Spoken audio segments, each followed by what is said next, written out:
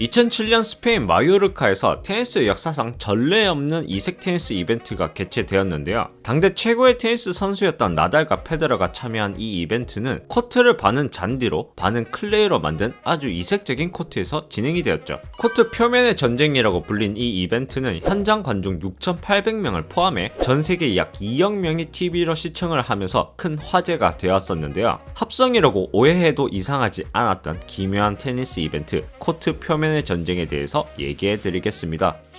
2006년 8월 한 스페인 광고회사 회장이었던 파블로 델 캠포는 코트를 반으로 나누어서 잔디와 클레이를 섞은 반반 코트 테니스 이벤트를 만들면 어떨까라는 아주 흥미로운 상상을 하게 됩니다. 이 상상을 하게 된 계기는 흑신 라파엘 나달과 테니스 황제 로저 페더러 때문인데요. 당시 나달은 2005년 4월 이후 클레이 코트 경기에서 72연승을 달리고 있었고 이 기간 동안 2번의 프랑스 오픈을 포함해 클레이 코트 대회만 12번 우승하며 말 그대로 흑신의 모습을 보여주고 있었죠. 반면에 페더러는 2003년부터 잔디 코트에서는 단 한 번도 패배를 하지 않으며 48연승을 기록하고 있었고 이 기간 동안 4년 연속으로 윈블던에서 우승하며 잔디 코트 1인자의 모습을 보여주고 있었죠. 이렇게 각각 잔디와 클레이 코트에서 맹활약을 펼치며 세계 랭킹 1, 2위를 차지하고 있던 나달과 페더러는 코트에 따라서 상대 전적도 치우친 결과를 보여주었는데요. 하드 코트에서는 2승 2패로 우세를 가져간 선수는 없지만 클레이 코트에서는 나달이 5승 무패로 나달이 우세했죠. 그리고 잔디 코트에서는 윈블던 결승 한 경기이기는 하지만 페더러가 승리를 가져갔었고 잔디 코트에서 나달의 성적에 비해 페더러가 월등히 좋은 성적을 기록했기에 페더러가 우세하다고 평가되었었죠. 그럼 왜 이렇게 코트에 따라서 나달과 페더러의 성적이 달랐던 걸까요? 그 이유는 코트 표면에 따라서 바운드 후 공의 속도와 각도가 다르기 때문입니다. 먼저 벽돌을 갈아 만든 클레이 코트의 경우 공이 바운드 되면서 속도가 절반에 가깝게 느려지고 튀어오르는 각도가 45도에 가까워 다른 코트들에 비해서 공이 더 느리고 더 높게 바운드 됩니다. 이로 인해 클레이 코트에서는 지구력이 강한 베이스 라이너들과 공의 회전을 건 탑스핀을 구사해 높은 바운드로 상대방을 공략하는 선수들이 이점을 가지게 되는데요. 이런 플레이를 대표하는 선수가 바로 라파엘 나달입니다. 나달은 상대방들이 혀를 내두르는 엄청난 코트 커버리지 능력을 보여주며 남자 선수들의 평균 탑스핀 회전수가 2000rpm 정도인 것에 비해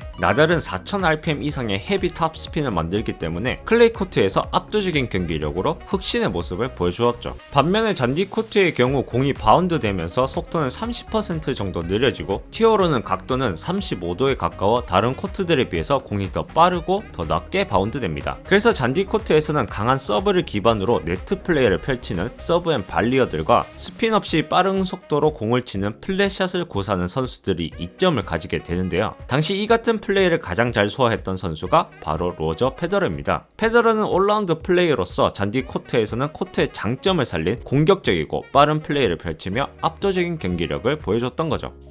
이렇게 나달과 페더러가 각각 잔디와 클레이 코트에서 좋은 경기력을 보여주는 것을 보고 파블로 델 캠포는 코트 표면의 전쟁을 기획하게 되죠. 이후 글로벌 스포츠 매니지먼트 회사인 IMG와 손잡으며 상상을 현실로 만들게 됩니다. 이벤트 개최를 위해서 가장 중요했던 것은 나달과 페더러의 참가 여부였는데요. 다행히 두 선수 다 흔쾌히 동의를 하며 본격적인 대회 개최를 준비하게 되죠. 경기는 나달의 고향인 팔마데 마요르카의 한 특설 코트에서 열리게 되는데요. 테니스 역사상 전례가 없었던 반반 코트를 만들기 위해서 무려 19일 동안 163만 달러를 투입해 제작하게 됩니다. 이렇게 이벤트가 스무스하게 개최되나 싶었지만 이벤트 전날 잔디 코트에서 큰 문제가 발견되는데요. 실내에 잔디 코트를 만들다 보니 벌레들이 들끓게 된 거죠. 그래서 결국 기존 잔디를 폐기하고 인근 골프장에서 잔디를 급하게 공수하게 됩니다. 그런데 경기 전날 급하게 조치를 하다 보니 잔디 코트의 잔디가 고르지 못했고 이후에 선수들의 경기력에도 영향을 미치게 되죠.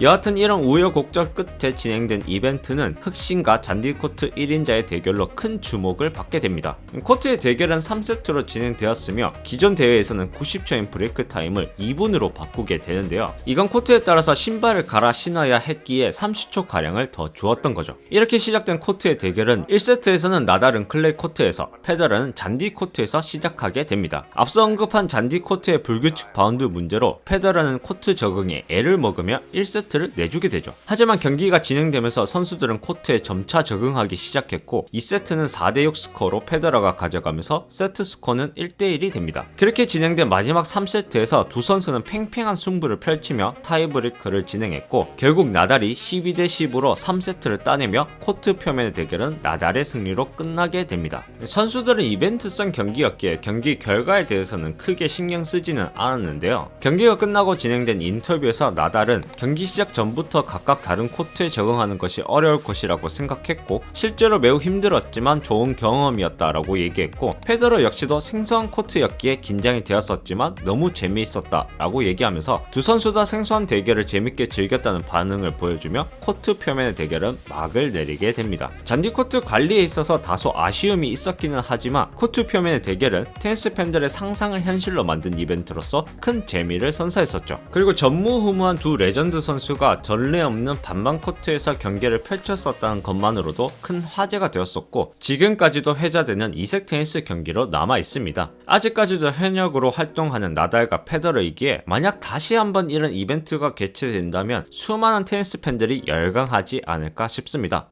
상상을 현실로 만들었던 코트 표면의 전쟁이었습니다. 오늘도 시청해주셔서 감사합니다.